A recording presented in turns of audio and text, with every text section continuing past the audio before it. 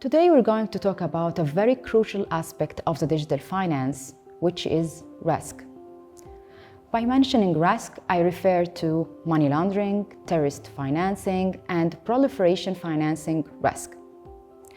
According to recommendation number 1 of the Financial Action Task Force, which is international standards to combat money laundering worldwide, they require countries to identify, assess, and understand money laundering risk. One common approach to do so is through the conduct of the national risk assessment. And that's what we're going to talk about within the next few minutes. But before we start, allow me to introduce myself. My name is Huda. I'm a consultant, speaker, and policy leader fellow in the EUI.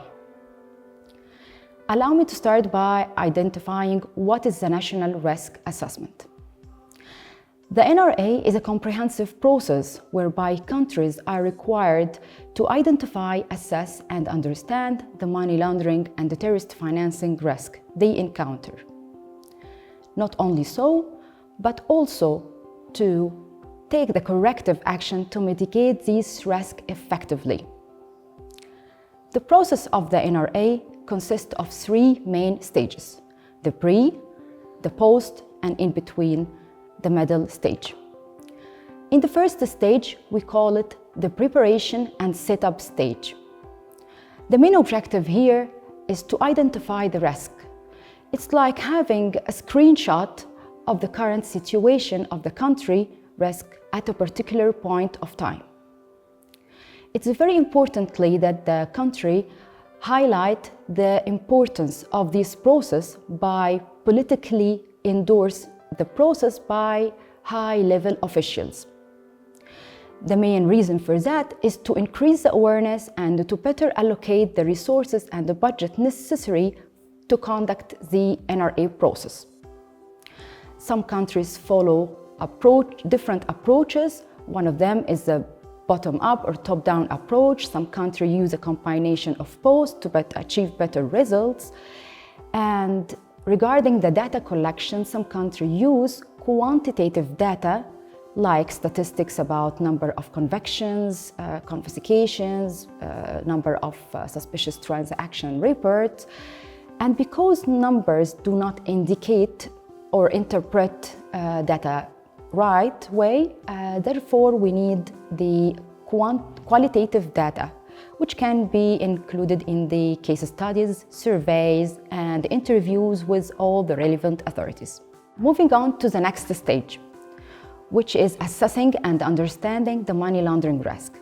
The main objective here is to make sure that all authorities and agencies have the same line of understanding the money laundering risk, challenges, and also the emerging trends.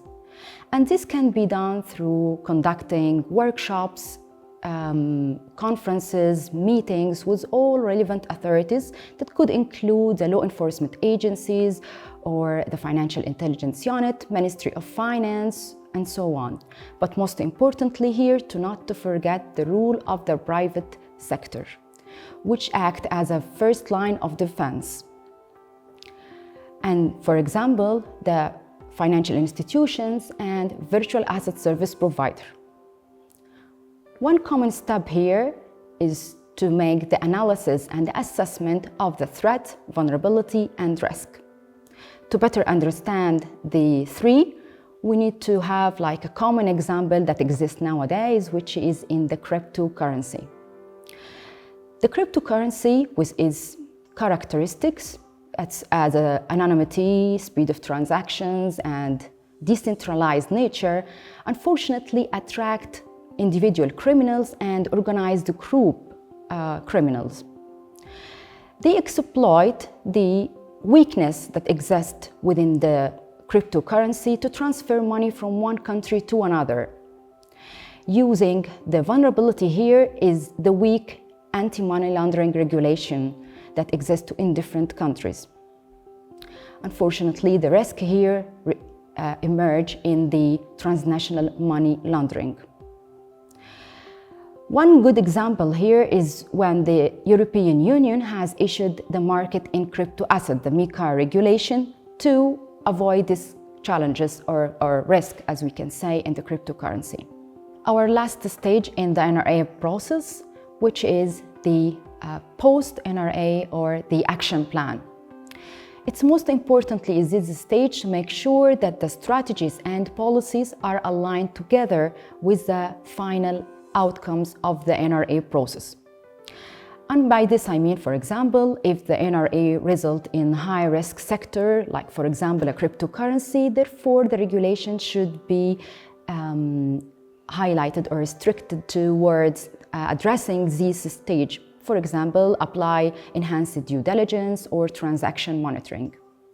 And vice versa in the area where there are low risk, according to the final result of the NRA. Most importantly also in this stage that authorities should communicate the findings of the NRA with the relevant agencies like financial institutions, designated non-financial business and professionals, or even the virtual asset service provider. To conclude, let us remember our objective here. First, we need to identify the risk, money laundering risk. And also, it's very important that the countries assign a risk-based approach to better allocate the resources and the budget effectively within the country. But the main challenges in this stage is the data collection. To overcome this challenge and gap, countries need to work accordingly with all relevant authorities and not to consider the process of NRA as a regulatory obligation or like a tick box exercise, but rather a process to improve and enhance the entire money laundering risk that country face. Most importantly, we need here to ensure that the success of the NRA process depends greatly on collaboration, transparency, and the engagement of all relevant authorities within the country.